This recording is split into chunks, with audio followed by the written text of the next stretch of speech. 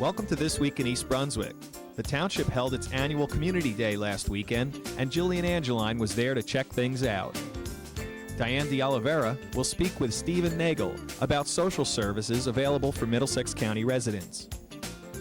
East Brunswick High School's Drama Club prepares for their new production, and we'll have information on some upcoming events like the annual Daisy Breakfast, the Friends of the Library book sale, assistance for seniors in preparing tax returns, as well as a review of Monday night's Township Council meeting. Stay with us.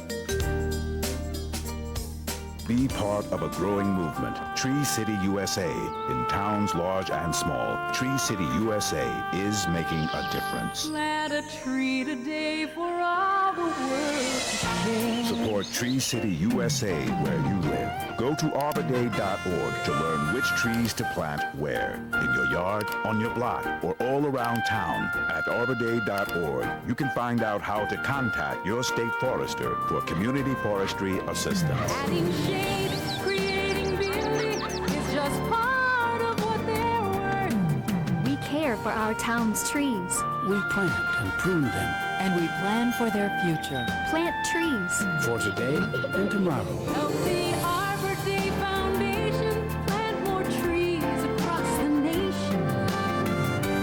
Plant a tree today for all the world to share. Go to arborday.org.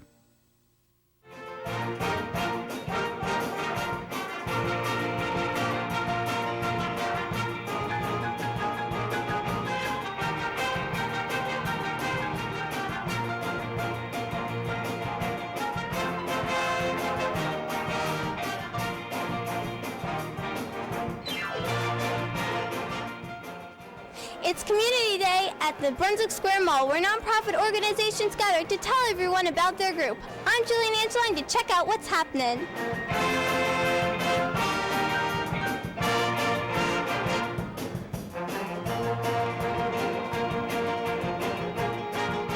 Hi, so who do you help out?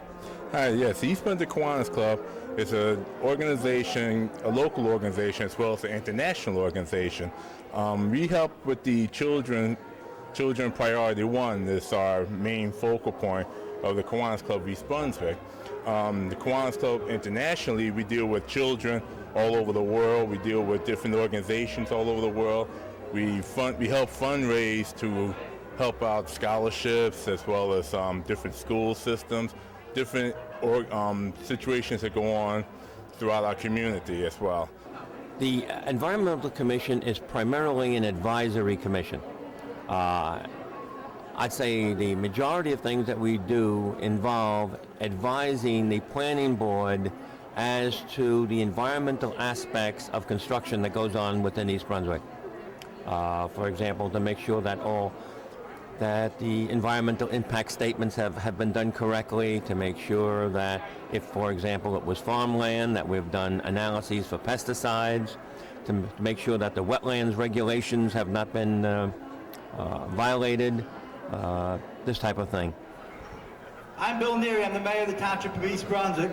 I'm joined here with the members of the East Brunswick Township Council, our Council President David Stahl, Council Vice President Kathy Deem, Councilwoman Christy Calvano, Councilman Don Klemp, and Councilman Ed Broutman.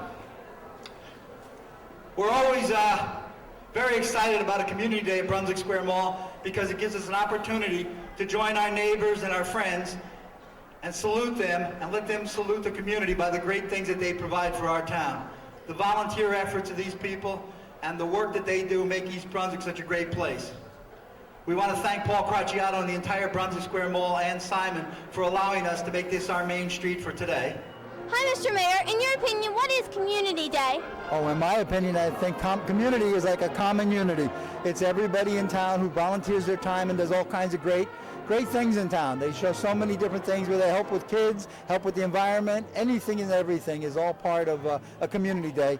And the people who volunteer their time get one day a year to showcase their accomplishments. And how can young people today get involved? anyone can get involved in their community, and I recommend that the joy of giving back to your community far exceeds any time that you have to do it, because this is a great day. This is a lot of fun. You get to meet your neighbors, your friends, and actually see all the good things happening. Well, thank you for taking time out of your busy schedule. Thank you, Jillian, for taking time out of your busy schedule. You're volunteering your time today, too.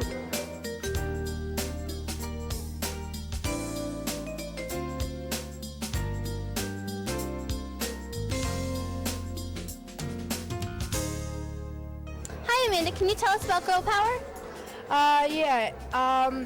We're in juniorettes, and we're trying to promote girl power to get girls to get more involved in the community and help out, become leaders, and just be aware of their health regards and just everything that they can actually do. And what is juniorettes? Juniorettes is a nonprofit organization that we help our community. We go to nursing homes, and we have a meeting every month, and we get to run our own club, and it's just basically trying to help out.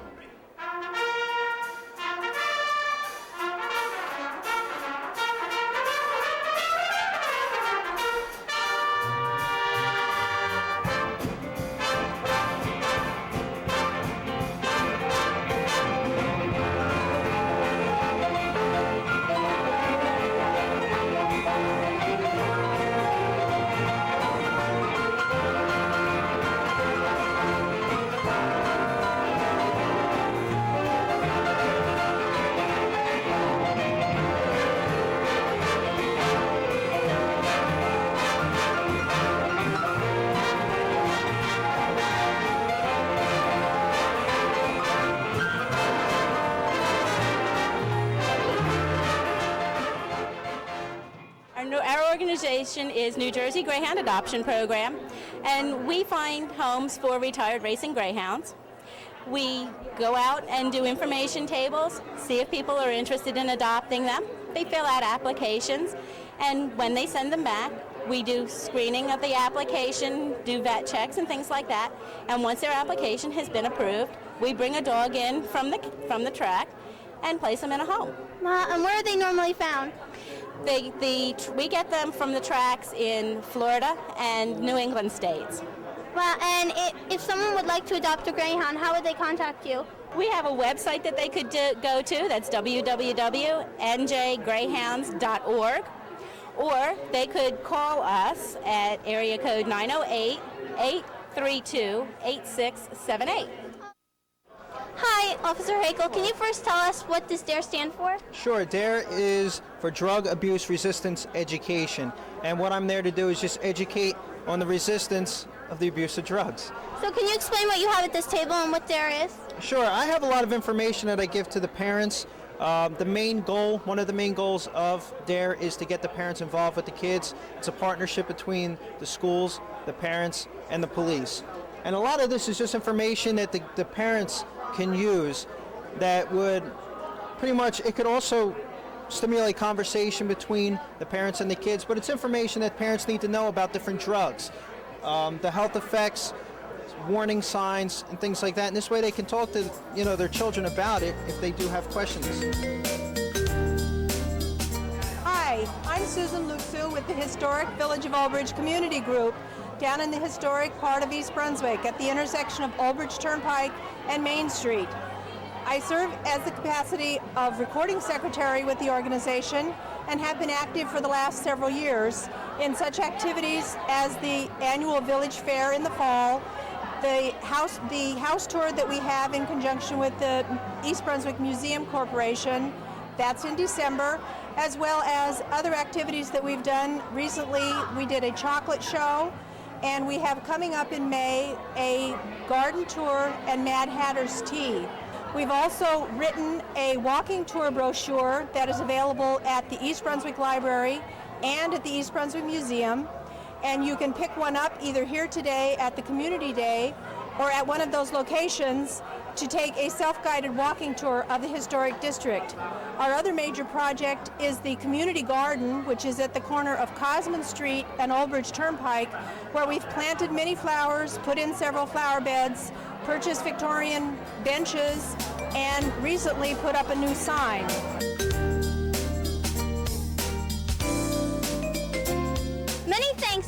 Division of Recreation for sponsoring Community Day. If you didn't have a chance to come out this year, you can discover the fun next year at this event. Throughout the year, remember to always support the nonprofit organizations in this community near you. This is Jillian Angeline signing off. Mark your calendars now for Sunday, March 21st for the 21st Annual Daisy Breakfast at the Brunswick Hilton in East Brunswick. The annual Daisy Breakfast is one of the biggest fundraising events for Camp Daisy here in town. Enjoy a wonderful breakfast with juice, coffee, rolls, bacon, eggs, pancakes, and more in a great atmosphere. Take the whole family. Call the neighbors. Tickets are only $10 and just $2 for children under 10. All proceeds go directly to Camp Daisy because there's no overhead. The beautiful space, staff, and food are all donated. So come out and participate in this wonderful event Sunday, March 21st, 8 a.m. to 1 p.m. at the Brunswick Hilton on Route 18 in East Brunswick. Oh, and the parking is free. For advance tickets, call the Recreation Office at 732-390-6797.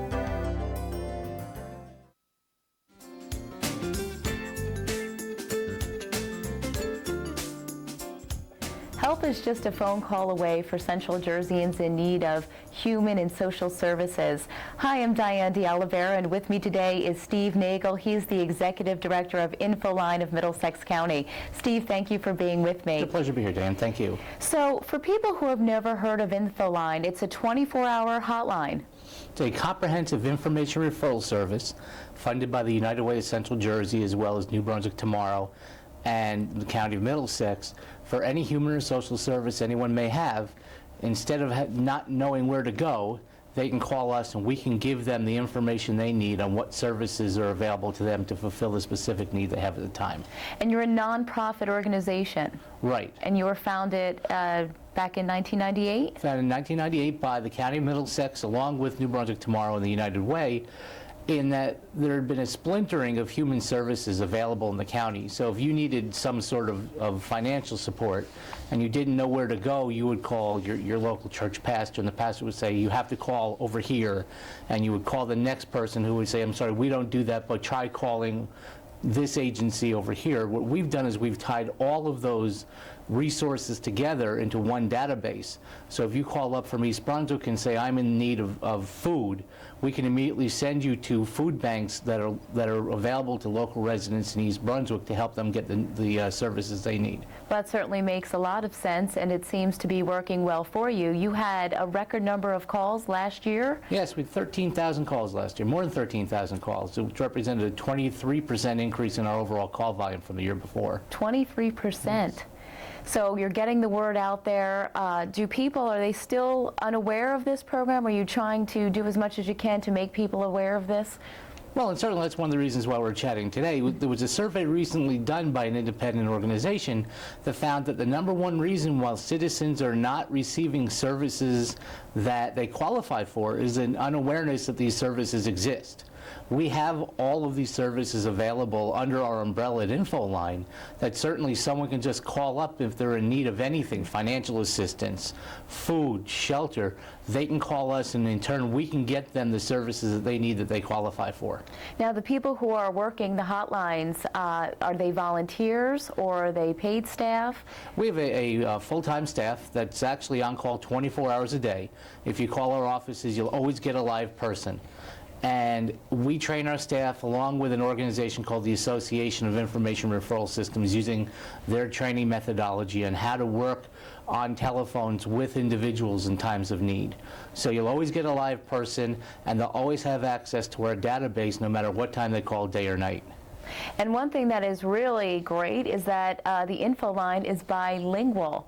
And that's so important, especially in this area.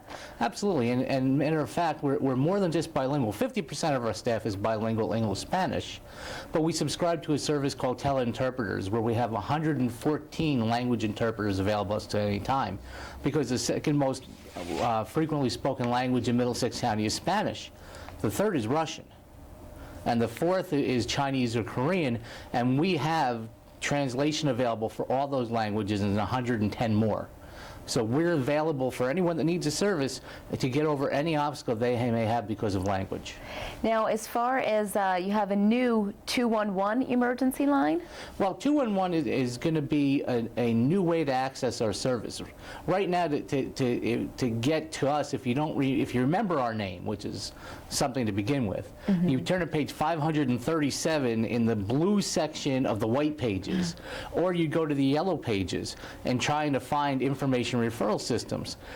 Starting on February 11th, instead of doing all that, you only have to dial 211 anywhere in Middlesex County from a hardwired phone, and you'll be able to access our services 24 hours a day, at absolutely no cost to the caller, by the way.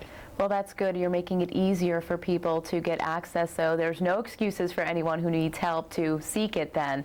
As far as volunteers, do you need volunteers? How are you always looking for them? Well, our staff comprises our phone workers, but we do work with a volunteer board of directors. As a matter of fact, I always say that this is an organization run by volunteers, and the staff carries out the mission of the board with their vision. So certainly qualified individuals for our board. We're always looking to diversify our board and bring new blood on to help us continue to bring forth the mission of providing comprehensive information referral services to the residents of Middlesex County. So Steve, for people who want to call Infoline, what is the number? Well, you can call 888-908-4636, and that's a toll-free number, or starting on February 11th, just dial 211. And do you also have a website? We do. As a matter of fact, our website has a searchable database on it. Our database that our caseworkers use in the office is available on that website, and it's updated quarterly.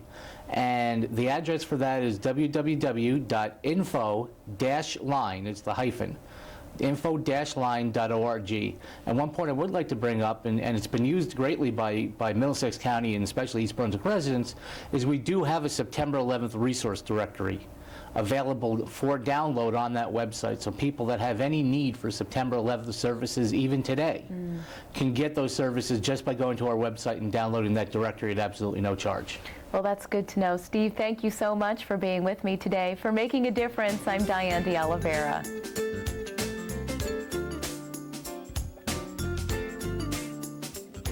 The East Brunswick Friends of the Library's annual bargain book and media sale returns to Brunswick Square Mall on March 15th at 7 p.m. and continues during mall hours through March 21st. Browse through 50,000 books of all kinds for adults and children, plus videos, video games, CDs, audiobooks, and computer software, all at a fraction of their original cost. The excitement begins Monday night, March 15th at 7 p.m. at the Brunswick Square Mall in the JCPenney Court. There's a $1 admission fee for the first night only. Friends members are admitted free. Since the book sale is continually restocked, you'll find new titles every day, so be sure to plan return visits. There will also be free puppet shows for children on March 17th and 18th at 7 and 7:30 p.m. For the best buys of the year in books, videos, CDs, and so much more, come to the Friends of the Library's Bargain Book and Media Sale, March 15th through 21st at Brunswick Square Mall.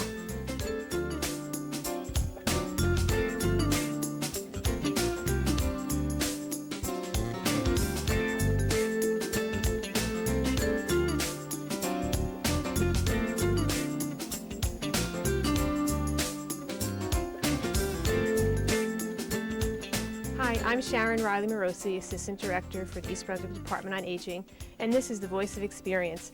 Today we're highlighting our Income Tax Assistance Program, and with me is Bob Salinger. Bob is the coordinator for our program. Bob, what can you tell us about the Income Tax Assistance Program?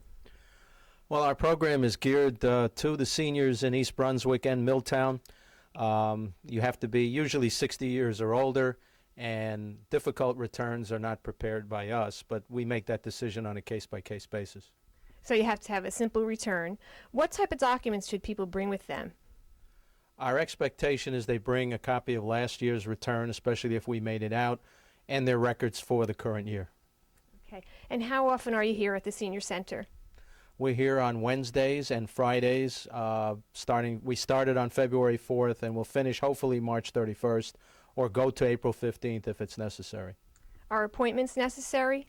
Appointments are definitely necessary. We schedule at 9:15, 10 o'clock, 10:45, and 11:30. Any other assistance provided? We also do the property tax reimbursement or PTR form for them. We've done their gold card, and whatever other assistance we can give them, we do. So if people need a PAD application filled out or senior gold, you do that also? We have done that, yes, this year. Yes, we do. Okay. Thank you, Bob. For more information about our income tax assistance program or to make an appointment, please call 732-390-6896. And please remember, the East Brunswick Department on Aging is here to help you and yours age successfully. 20 million people accepting something great. 20 million places, everyone. It's too late. Sword fights, movie stars, singing, dancing, and comedy are just some of the best parts of this year's high school production of My Favorite Year. I'm Tara Strauss, and I'm here with Liz Kennystein, one of the directors of My Favorite Year. Can you tell us a little bit about the show? Sure. It takes place in 1954, and the concept is there's this young freshman writer. He has his dream job working on a comedy show, a sketch comedy show. And he is given the difficult job of babysitting a guy who's this great film actor who comes in to do the show. And it's difficult because the guy's a bit of a drunk, likes to kind of, sort of a playboy, and all the different things that ensue as a result of that is the basis of the show. We've got lots of great characters, both the people who are working on the show, the family members of Benji, who's the main character. It's a really fun show. Joined at the funny bone. Alice Miller and her plate. These jokes are old to vote. Gotta make some cuts. No cuts! Nobody touched my material! Nobody! Sorry you put those dogs out of the monologue yet? Jenny Gun, baby! 20 million reasons we're guaranteed to love. 20 million small town streets, but we're calm. Facing every challenge, we're forming at our peak. 90 little minutes of the creek in front of 20 million people. What's the date and time of the show? The show's running next week, which is March 18th, 19th, and 20th. It's a Thursday, Friday, and Saturday night, and starts at 7:30. How much did the tickets cost, and how do you go about getting them? Okay, well, the tickets are $5 for students, $5 for senior citizens, $8 for adults. You can get them at our box office, which is right outside the theater at the high school. In front of 20 million people. 5, 4, 3, 2. Welcome to the King Kaiser Comedy Cavalcade.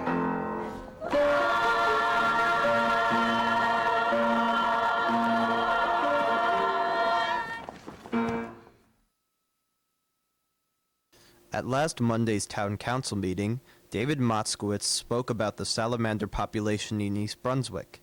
The town closed down Beekman Road in order for the salamanders to cross safely. Here's David Motzkowitz to explain more. Each spring, when you get your first rains of spring, temperatures get about 50 degrees.